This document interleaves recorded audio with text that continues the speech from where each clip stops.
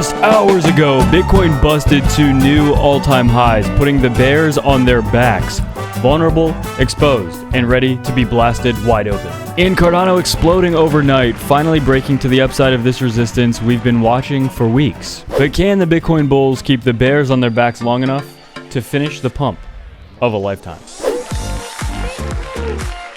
Your host Spencer Spitshine, and with cryptos across the board slowly but surely bubbling up to the surface, ready to explode like an alcoholic's rage against their spouse, this is the countdown before Gainer Town, and you do not want to be left in the dust. If you guys are new to the channel, make sure you like, subscribe, turn on these absolutely time-sensitive alerts as well. If you're interested in any bonuses or earning rewards by joining our ADA pool, make sure to check out the pinned comment below. And without any further ado, ginormously big. So with Bitcoin yet again setting new all-time highs and just inching closer and closer to that $70,000 level, the Great Wall of Finex approaches, marked here as the $70,000 level that we see on Bitfinex. This end-of-month prediction of $98,000 by Plan B becomes likely yet again if we breach that $70,000 level, because, again, just a few days ago, there were quite a lot of people saying, you know, it's basically impossible that the Bitcoin could get anywhere near $98,000 this month.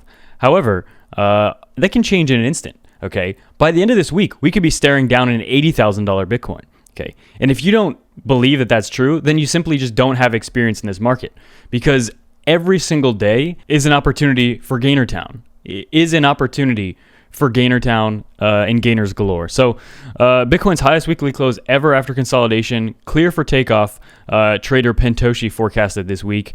As we take a look here, the $70,000 wall by Bitcoin whales set up on Bitfinex. It is also worth noting Bitcoin has consecutively done three things: a new all-time high monthly close, a new all-time high weekly close, and a new all-time high daily close.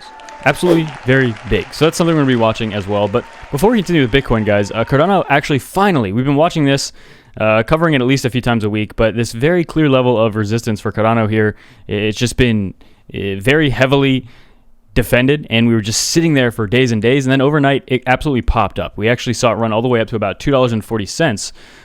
But again, this breakout I think will continue over the next week and further, because Ethereum is clearly, you know, setting all-time highs almost every other day, and then Bitcoin as well just set a new all-time high just within the last few hours. Cardano is not going to, you know, not also break to new all-time highs. So obviously, Cardano is just in a very good spot here. It looks very bullish. There was the possibility of this being a descending triangle and even still breaking to the upside, considering the entire trend and momentum of where we are in this bull market. Okay. 2 years ago and 2 years from now, so a 4-year range dating back to 2019 to the future in 2023, right now, these next few months has the highest percent chance of being the most explosive few months. Okay, so you have to realize that. These coins are not going to go up forever, and you're not going to have these chances to get insanely quick gains, very big gains. You're not going to have that chance forever, okay? You have to understand, it's very bullish right now, but it's very bullish right now, specifically right now, okay? 2 years ago, it wasn't very bullish, and 2 years from now, it very well could also not be very bullish. We're in that prime time position, that very unique opportunity. So again, that's why it blows my mind a little bit, when I see people that are like overly bearish right now in like the most bullish part of a bull cycle. Okay, because we're in a bull cycle right now. There are bearish trends and there are bear cycles within a wider context Bitcoin analysis, and we're not in a bear trend. We're not in a bear cycle. We're in a bull cycle, and we're literally in the most explosive part of a bull cycle, the end, like the final few weeks, final few months of a bull cycle. So if you're ever going to be bearish on Bitcoin, okay, if you're ever going to be bearish on it, this is literally like the silliest time to be bearish, and not from like a subjective or opinion-based stance, but like a fact-based, data, historic, data-based, observation-based stance, okay? Again, it's not my opinion that Bitcoin tends to follow the 4-year cycle and have massive rallies during certain times and then bear markets during certain times. It's not an opinion. That's just fact. So if there's ever going to be a time where you're holding crypto and things get a little crazier than you could imagine, It's literally within the next few weeks, this window. This is like the window, okay? A year from now, in my opinion, in November of 2022, I don't think crypto will be in a very bullish position exactly a year from now. Point is, this is the opportunity. So again, I think most people recognize this at this point. But again, with Cardano breaking out, Ethereum in the middle of breaking out, Matic has actually had a massive breakout like last week, and it's kind of pulling back a little bit, which I fully expect this to continue. I saw some people commenting about Matic. Matic is one of my biggest bags. It's in my top 4. It's in my top 4 biggest bags. So again, I'm fully expecting this to continue. I've actually added more. And as well, before we get into Bitcoin, again, I mean, today we set a new all-time high for the entire crypto market cap. If there's ever a time to be bearish on Bitcoin, because in my opinion, there is a time to be bearish, okay? There will be a time where you will make more money shorting Bitcoin and accumulating more that way than just holding it. That is an actual scenario. My strategy for investing completely changes in bearish cycles, okay? And if I'm still really bullish on Bitcoin in a year from now, either 1, I really messed up and I'm making a just massive mistake, or 2, crypto started to go way more mainstream and way more bullish than anyone could have ever expected, broke all the cycles and everything like that.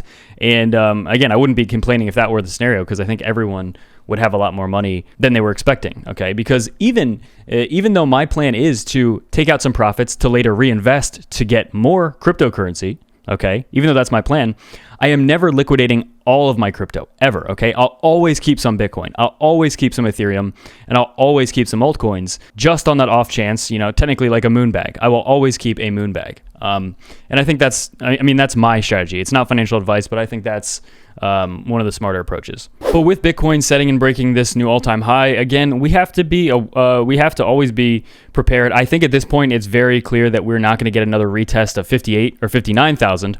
But I think the $63,000 to $64,000 range is up for grabs in terms of I don't even like calling them pullbacks, because these happen so often that at this point we should all be used to it. Every time Bitcoin pumps a lot, if it dumps then a few percent the next day, that's not a dump. It's just normal market movement, okay? And I mean, really, if you look on any chart, every single pump, I mean, for example, we had this massive rally and then it dumped for 4 days. So many people were really bearish and they were screaming, oh, this is it. And then it just went back up. Same thing here.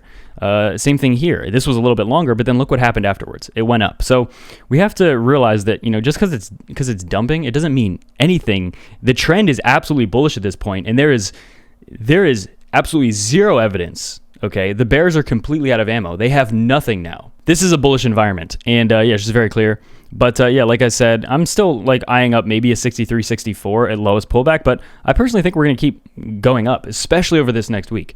I would be shocked if we are not above $75,000 within the next 2 weeks, but I personally think that before this month ends, we will see at least 80,000 before this month ends. And again, that's a very conservative number. I think a lot of people, for example, Plan B thinks we should be right at about 100,000 within the next 20 days. So you do the math. That would mean a pretty big amount of gainers in just the next couple of weeks. That would be, almost like another 50% gains. Let's take a look. About 47, 48% gains within the next 20 days. So are you in a position right now where if that would come to pass, would you be situated for something like that? If you get the new channel, make sure you like, subscribe, tune in, miss these absolute time-sensitive alerts as well. If you're interested in any bonuses or joining our pool to earn rewards with ADA, make sure to check out the pinned comment below. Thank you for the